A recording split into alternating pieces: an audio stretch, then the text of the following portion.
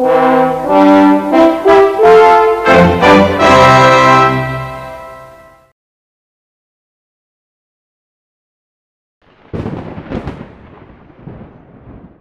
many as 69% of people in the UK believe in the paranormal, while 38% believe they have experienced paranormal activity themselves. But whatever your beliefs, there's no denying that the living are outnumbered by the dead. When somebody speaks of ghostly happenings, you imagine some ruined castle atop a hill, the scene of some ancient battle, or some vast isolated country house once owned by a murderous duke who roams the corridors for eternity. What we don't expect is for the paranormal to impede on our daily lives. We don't expect them to pop up in everyday places, such as on public transport or whilst you go about your job. But the following two true stories prove that they can and do quite often do this.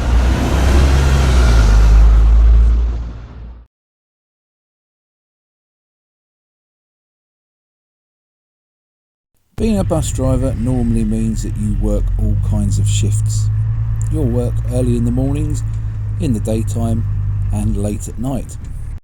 I came across the following story many years ago on an online forum, and several people on the forum had admitted it had happened to them, but alas, it's not a first-hand story, so you can choose to believe it or not.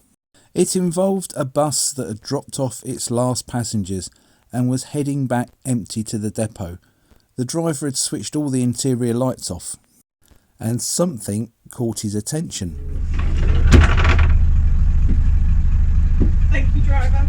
Anybody else upstairs? No, just me. Nice one. Good night. Night.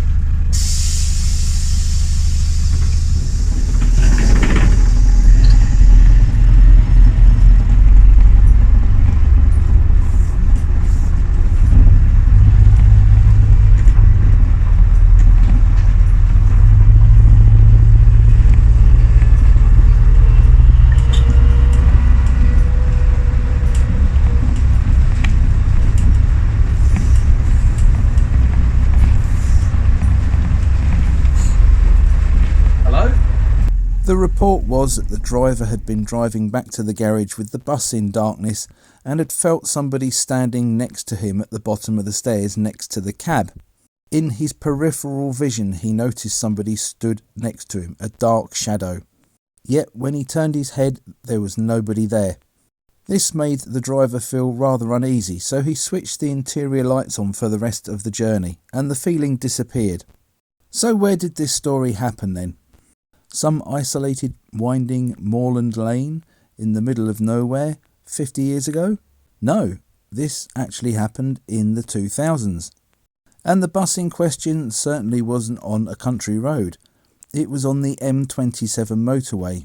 In fact, it was a Volvo Olympian of the same batch as pictured here, owned by Stagecoach South. Which particular bus it was has been lost in the mists of time. But it was heading back from Southampton to Portsmouth, empty, along the unlit section of the M27 after dark. So that story, as I said, was unverified, but this next one is a first-hand account, and I experienced it myself.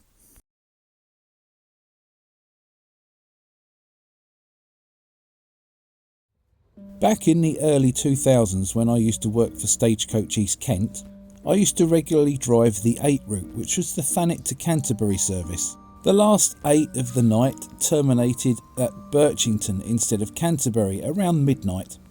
But in those days before trackers, if you had nobody on at Westgate, which was the preceding village, and you got to the traffic lights on the outskirts of Westgate, you would carry on straight across back to the garage instead of turning right and heading down the A28 to Birchington.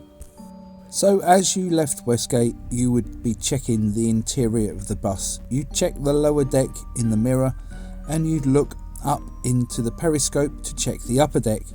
And sometimes when you looked up there, you would see somebody sitting halfway along on the off side of the bus. That's on the driver's side.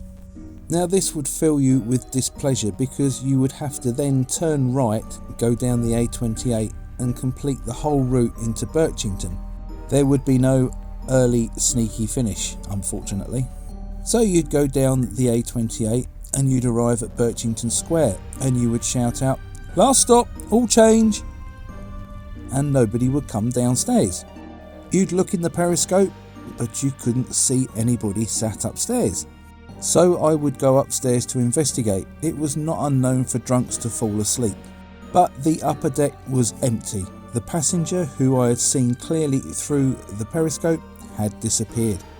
The buses in question, more often than not, were the MCW Metro buses, which had been new to East Kent in the late 1980s. And it wasn't just me this happened to several of my colleagues. In fact, it became such a common occurrence it was known as Mr. Nobody at Birchington. So what was this? Was it some obstruction? A cobweb, maybe, in the periscope, tricking us all, making us think that there was somebody upstairs when there wasn't? Or was it something else? Thank you for watching. Don't have nightmares.